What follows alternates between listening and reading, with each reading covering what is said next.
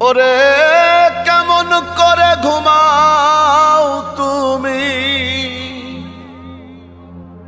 কেমন করে ঘুমাও তুমি ফজর করে কাজা।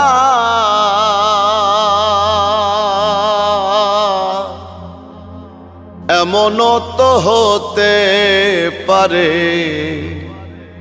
জোহরে জানাজা তোমার, এমনও তো হতে পারে জোহরে জানাজা।